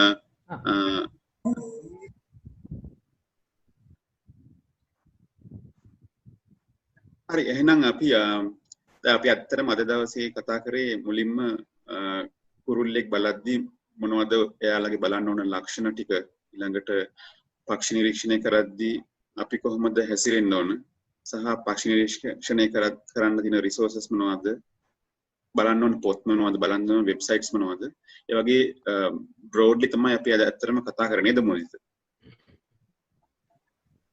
ඔව් මේ ගොඩාක් ලොකු පරාසයක ගියා. ඉතින් මේක අපි අර ඇත්තටම පැකින් වගේ පැයකමාරකින් සම්පූර්ණයෙන්ම පැහැදිලි කරලා මේව කරන්න ටිකක් අමාරු. නමුත් කාලයත් එක්ක ඔයගොල්ලෝ දැන් පොඩි අයිඩියා එකක් ඇති අලුතෙන්ම පටන් ගන්න කෙනෙකුට මොන වගේ දේවල්ද අපි අඩුම තරමින් මේ ටච් කරන්න ඕන කියලා. ඒතකොට ඒ අයිඩියා එක තියන් ඊට පස්සේ ඔයගොල්ලෝ මම අර කිව්වා වගේ අර මම කිව්වා වෙබ්සයිට් ඊළඟට Facebook groups ඒවත් එක්ක එකතු වෙලා මේව කරන්නේ. එතකොට මම හිතන්නේ තව ඉස්සරහට ඕක ඩෙවලොප් කරගන්න පුළුවන්. මොකද ඒ එක්ස්පීරියන්ස් එක මට තියෙන නිසා මට කියන්න පුළුවන්. මේ කියන්නේ ඒ වගේ පොඩ තමයි හැම වෙලාවෙම අපි ඒ කියන්නේ ඒක ඩෙවලොප් කරගත්තා. මේ එතකොට ඉස්සරහට ලයිබ්‍රරි එකකින් අනිවාර්යෙන් පොත් කියවන මම කිව්ව විශේෂයෙන්ම අන්ඩර් ග්‍රැජුවේට්ස්ලාට ඕනම දෙයක් තමයි කියවන එක. පුළුවන් තරම් කියවන්න තියෙන පේපර්ස් එතකොට ඒ වගේ නොපැහැදිලි දැන් තියෙනවා නම් අනිවාර්යෙන් අහගන්න. මේක තේරෙන්නේ නැහැ කියලා අතහැරලා දාන්න එපා. පුළුවන් තරම් කියවන්න try කරන්න. එතකොට ගොඩාක් තමන්ගේ මේ knowledge එක වැඩි කරගන්න පුළුවන්. ඒත් එක්කම අනිවාර්යෙන් field එක කියන එක ගොඩක්ම වැදගත්. ඒ කියන්නේ පුළුවන් තරම් එළිය ගිහිල්ලා ඒක බලලා ඒ එන ප්‍රශ්නත් එක්ක ඒවා විසඳ ගන්න විදිහත් එක්ක තමයි experience එක වර්ධනය වෙන්නේ තමන්ගේ. අත්දැකීම් දියුණු කරගන්න. ඒකෙන් සෑහෙන දෙයක් ගන්න පුළුවන්. ඒක තමයි මේ bird watching කියන එක උනත් මේ සාමාන්‍ය ජීවිතේ උනත් ඇත්තටම ඩෙවලොප් කරගන්න තියෙන හොඳම විදියක් තමයි ඒක.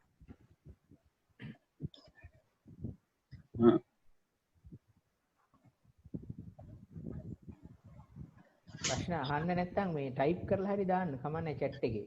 මේ ඉංග්‍රීසි වලින් නැතත් නිකන් මේ ඉංග්‍රීසි වලින් හරි ටයිප් කරන්න මොකක් හරි අපිට කියවලා ඒක උත්තරේ කියන්න පුළුවන්. chat එකේ ප්‍රශ්න දෙක තුනකුත් තියෙනවා. මම මේක තියෙන එක ප්‍රශ්නයකට නම් මම කිව්වා මේක අර ඇඳුම් ගැන අහලා තිබ්බනේ. ඒක මම කිව්වේ දැන් මේක අහලා තියෙන්නේ ඇඳුම් කොහොමද පාවිච්චි කරන්න කියලා. ඒක කියන්නේ අපි හැම වෙලාවෙම මම පැහැදිලි කරේ අපි කියන්නේ කුරුල්ලන්ට මම හිතන්නේ කවදාවත් අපිට නොපෙනී යන්න පුළුවන් කැමෆ්ලාජ් ඇඳුම් කැමා ඇඳුම් ඇඳ කියලා නොපෙනී යන්න බෑ. නමුත් අපිට ඒගොල්ලොන්ට අපිව නිකන් අපි තද දීප්තිමත් පාට කහ පාට රතු පාට වගේ ඒවා ඇඳගෙන යනකොට ඒගොල්ලොන්ට නිකන් අපිව රිපෙල් වෙනවා. කියන්නේ අපිව දැනෙන සංවේදීතාවය වැඩි වෙලා අපෙන් ඉවතට යන්න පුළුවන් chance එක අඩුයි අපි අඳුරු පැහැති ඇඳුම් ඇඳගෙන යන. ඒක තමයි මම කලින් පැහැදිලි කරේ. මේ ඒක නිසා හැම වෙලාවෙම අර කැලෑවට මුසු වෙලා යන වර්ණක් තියෙන ඇඳුම් ඇඳගෙන ගියා නම් හරි ඒත් එක්ක මම කිව්වත් වගේ ඉතින් එහෙම ඇඳගෙන මේ හොඳ කැමා ඇඳුම් ටිකක් ඇඳගෙන හූ කී කෑක ගහයි මෙහෙම ගියොත් ඒත් මොකෙක්වත් බලන්න වෙන්නේ නැහැ. පුළු ඉතාලම සංයමයකින් හිමීට යන්න ඕනේ. මේ කියන්නේ සිවනාන්තරයක වගේ තැන්වල යනකොට අනිවාර්යෙන් නැත්තම් අපිට හිතෙන්න පුළුවන් අයියෝ අපි ගියානේ මොකෙක්වත් හිතේ නැහැ කියලා. ඒකයි. මේ ඉතින් එක්ස්පීරියන්ස් එකත් කාලයත් එක්ක ඒක දියුණු කරගන්න තියෙන්නේ. මේ ඒ දේ තමයි මම මේ අහලා තිබ්බ මේ ප්‍රශ්නෙට නම් කිව්වේ තව ප්‍රශ්න ඒ ටික තමයි තියෙනවා මේ ශික්‍රගේ සිංහල නම අහලා තියෙන කුරුළු ගෝයා තමයි කියන්නේ. මම හිතන්නේ ඔව් අපි දැන් ඉදිරියේදී සමහරට ප්‍රශ්න අපිට ගොඩාක් හම්බෙයි. එතකොට ඊළඟ සෙෂන් එකේදී අපිට මේ ප්‍රශ්න අහන්න පුළුවන්. යුනිවර්සිටි එක පටන් ගත්තට පස්සේ අපිට ෆීල්ඩ් විසිට් එකක් යන්න පුළුවන් කොහේ හරි නේද?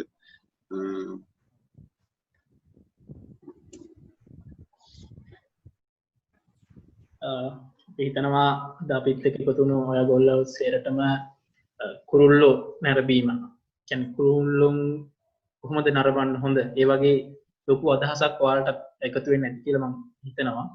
තවත් මෙසේජ් එකක් ඇවිල්ලා තියෙනවා.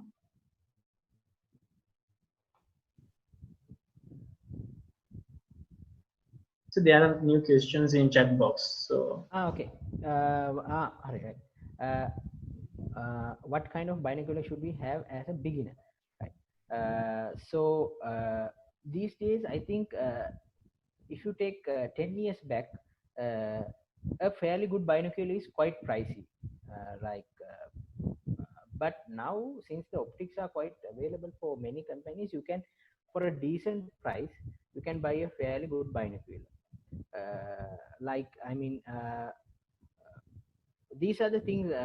Usually, it's better to have a magnification of about 8 or 10, 8 times or 10 times magnification, and the objective lens diameter 42 to 50. Maybe a bit higher than 50 is okay, but what happens when the objective lens is wider, the weight of the binocular is quite high. So if someone with small body might get tired holding the binocular, and smaller than 42 for a mid-range binocular is not very good. There are very high-end binoculars sometimes which cost about a few lakhs with 32 or 30 small objective lens, but they are very good and they transfer the light very nicely. So 32 is not an issue, but for a mid-range, I think 42 is the minimum where you should go. So magnification wise, 8 or 10. More than 10 means the shake is very high because you are magnifying what you see a very higher amount. So the shake is very high, and below 8, it's not much of a use, right? Uh, and so one important thing is it is very good if the binocular is waterproof.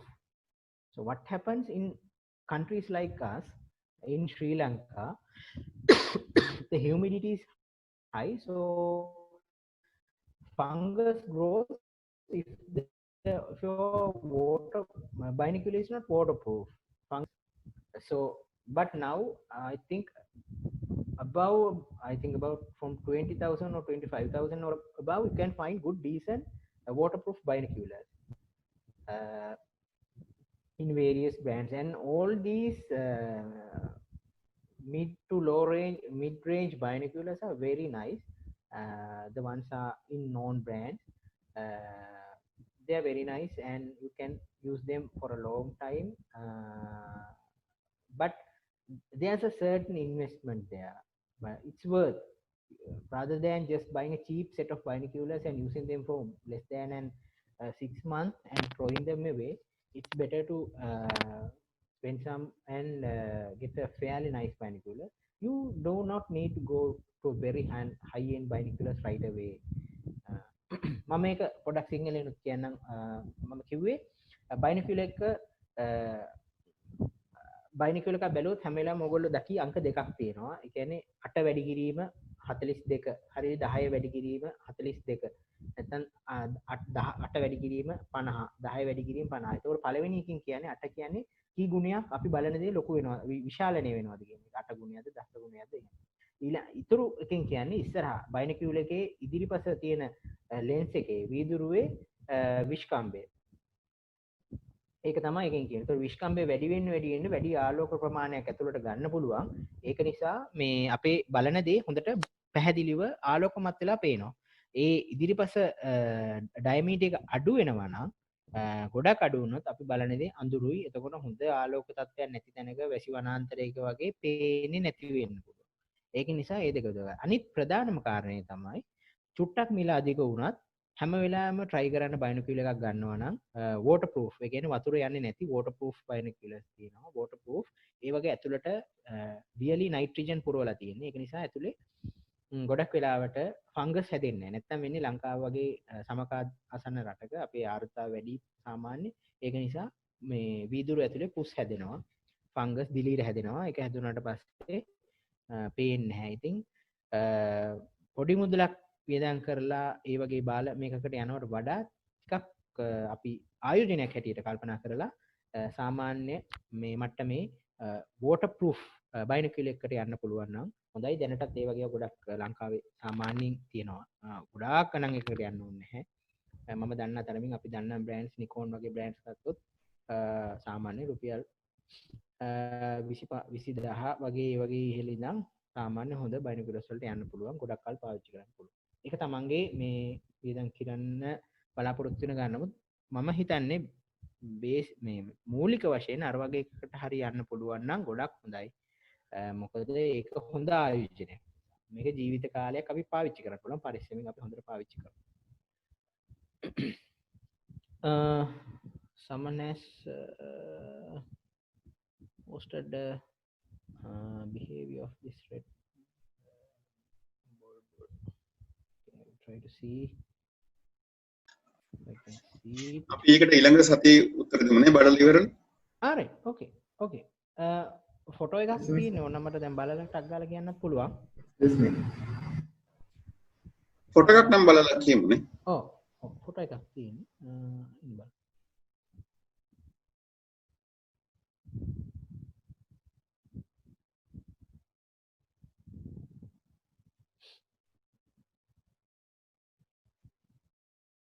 right, okay. මම හිතනදී right. මේක පේනවද දන්නේ හැමෝටම? නෑ share කරන්න හරි. වෙන්නේ නැද්ද?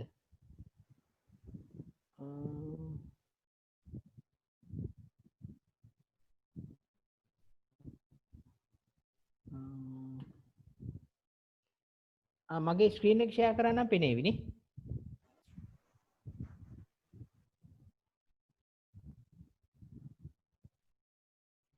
alright ඉන්නේ හරි. alright.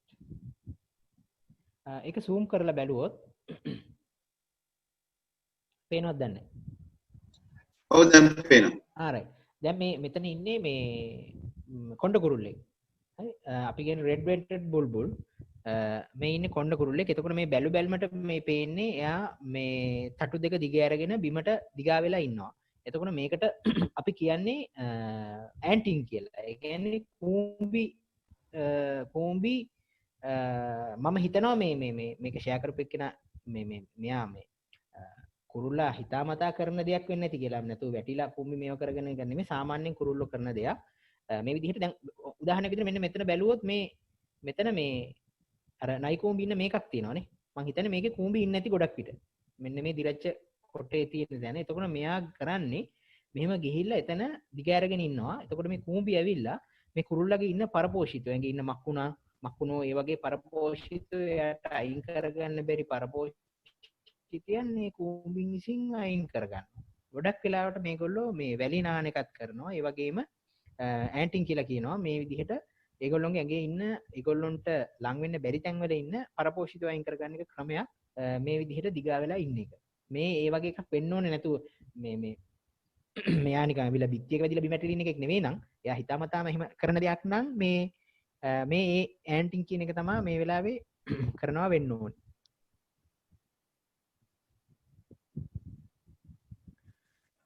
මම හිතනවා එහෙම හිතාමතා කරන දෙයක් වෙන්නේ නැති මේ දාලා ඇත්තේ. මේ මෙතන හොඳට බැලුවා නම් එයා දකින්න නැති මෙතන කූඹිත් ඉන්නේ නැති මෙයා ඇඟේ යන්න දීලා මේ විදිහට එයාගේ පරපෝෂිතයෙන් අයින් කරගන්නවා. මම හිතන්නේ ඉන්ටරෙස්ටිං බිහේවියර් එකක් නේද? ගොඩක් කට්ටිය දැකලා ඇති හැබැයි ඇයි කියලා දැන් නැතුව අද දැනගත්තා ඇයි කියලා එහෙම කරන්නේ නේද? දැන් මේ වගේ දෙයක් මේක ඇත්තට මේ ගෙදරක දෙයක් නේ. ඒතකොට මේ දැන් මේක අපිට තාම يعني ගෙදර ඉඳගෙන ඔබ්සර්ව් කරන්න පුළුවන් දෙයක්. මේ හැබැයි උනාට ඒක හරි ඉන්ටරෙස්ටිං. අමිල දැන් ගොඩක් වෙලා ගෙපෙන්න අපි සෙෂන් එක නතර කරලා කරමුද? Thank you. Thank you, ZSJP, for organizing this event, and thank you very much, Modita. That was super impressive, and I hope this talk, really inspired the budding birders. අපි ගොඩාක් ස්තුතිවන්ත වෙනවා මොදිතවාට මේ වාගේ දැනුම බෙදා හදා ගන්න අපේ මෙයාලගේ සත්වවේදීන්ගේ සංගමයත් එක්ක එකතු වෙච්ච එක ගැන. අමිල අපි මෙතනින් නතර කරනවද? හරි මම වචනයක් කියන්න පොඩ්ඩක්. ඔව් සර්. හරි මට ආරාධනා කිරීම සම්බන්ධයෙන් ආචාර්ය නයන විජේතිලක මහත්මයාට සහ සත්වවේදීන් සංගමේ ශ්‍රී ජයවර්ධනපුර විශ්වවිද්‍යාලයේ ඔබ සියලු දෙනාට ස්තුතියි. මම හිතනවා මොන හරි දෙයක් ඔයගොල්ලොන්ට පොඩි දෙයක් හරි ගන්න පුළුවන් වෙන්න ඇති කියලා. එක්කෙනෙක් හරි මේක නිසා කුරුල්ල බලන්න පුරුදුලා අපි ඇත්තටම අපේ මේ හැම එකකම මම හිතන්නේ අන්තිමේටම අපි තියාගන්න ඕනේ සංරක්ෂණයමයි. අපි කරන හැම දෙයකින්ම අපි මම කිව්ව අර data එකතු කරන්න කියපු එකේ ඉඳන් හැම දෙයක්ම අපි අන්තිමටම මේ නැති වෙලා යන ඒ කියන්නේ පරිසරයත් එක්ක තියෙන මේ බැඳීම සහ වර්ධනය කරගන්නත් සංරක්ෂණයටත් දායක වෙන්න ක්‍රමවේදයක් වෙනවා නම් ඒක ගොඩාක් වටිනවා. ඉතින් සමහර වෙලාවට ඔයා ගන්න data මම කිව්වා අර එකතු කරගන්න කිව්ව notebook වල ලියා ගන්න කියපු දේවල් ඊළඟ ඉස්සරහකට මොකක් හරි forest reserve එකක් වෙන් කරගන්න. ඒක ඩිමාර්කේට් කරගන්න උපකාරයක් වෙන්න පුළුවන්. ඒක නිසා කෙනෙකුට හිතෙන්න පුළුවන් මේ කුරුල්ලෝ බලනවා කියන එක පොඩි දෙයක් විතරයි කියලා. නමුත් එතනින් එහාට ගියපු දෙයක් තියෙනවා. අපේ data එක හැබැයි අපේ ඒකට value එක add කරගන්න එක අපේ වගකීමක්. අපි හැම වෙලාවෙම මේ අපි ගන්න අපි බලන දේ note down කරලා ඒකට scientifically value එකක් දෙන තරමට ඒක සංරක්ෂණය ගොඩාක් උපකාරී වෙනවා. ඉතින් අපි ඔයගොල්ලෝ උනත් ඉගෙන ගන්න එක ඩිග්‍රී එකකින් කරගන්න ඩිග්‍රී එක ඉවර කරගන්න විතරක් කරන්නේ නැතුව ඒක දිගටම ගෙනියන්න ජීවිතේ කාර්යයක් විදියට ඒක ඉදිරිපත් කරන්න සහ උදාහරණ කරලා තියාගන්න ඕනම වෙලාවක අපි මේ බලන අපි සතුටක් ලබන සත්තු සංරක්ෂණය කරගන්න එක වෙනුවෙන්. So that is what I have to say. every data you collect is very important, and at the ultimate goal, I think, should be for the conservation of the species, because we are dominating the planet, but almost all the other species are suffering. So just rather than watching a bird and enjoying it for ourselves, we should gather something that can be put forward for their conservation also. So that's my message. අමිල මං හිතන්නේ මේක පළවෙනි අපේ දැන් මේ පක්ෂි නිරීක්ෂණ කවේ පළවෙනි lecture එක. ඒ කියන්නේ මේ වගේ සෙෂන්ස් අපි ඉස්සරහට තව මං හිතන්නේ මොනිට අපිත් එක්ක එකතු වෙනවා. එතකොට අපිට ඉස්සරහදී බලන්න පුළුවන් අපිට එක එක groups එක එක කුරුල්ලුන් කණ්ඩායම් වෙන වෙනම කොහොමද අපි එයාලා වඳුනගන්නේ, එයාලා ගන්න අපි වෙන වෙනම කතා කරන්න බලාපොරොත්තු වෙනවා. මං හිතන්නේ එහෙම නේද අමිල? ඔව් සර්. ඉතින් අදට අපි කාල වේලාව ඉතාමත් මිලා ගිහින් තියෙන හින්දා අදට අපි මෙතනින් නතර කරත් අපි විශේෂයෙන් ස්තුතිවන්ත වෙන්න ඕනේ අපේ මුදිත හිරන්නේ කොඩිකාර අධිතුමාට, අපේ අයියට. අපිට විශාල ලොකු දැනුම් සම්භාරයක් මේ ඉතා කෙටි කාලය තුල අපිට ලබා දුන්නා.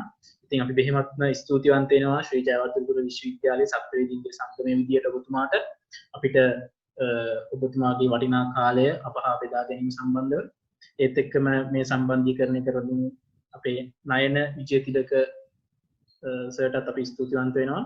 ඉතින් නැවතත් අපි ඊළඟ අපගේ බර්ඩ් ස්ටඩි ගෲප් අපේ කුරුළු අධ්‍යයන කවයෙන් ඊළඟ වීඩියෝ සීරීස් එකේ මන්නත් අපි ඊළඟට තියෙන දේශන මාලාවන් සඳහා ඔබ අප සමග අත්වල බෙදගනී කියලා අපි බලාපොරොත්තු වෙනවා. ඉතින් අපි අදට අපගේ මෙම දේශනය අපි අවසන් කරන අතර අපිට විශාල මේකට සම්බන්ධ වූ සියලු දෙනාටම අපි ස්තුතිවන්ත වෙනවා.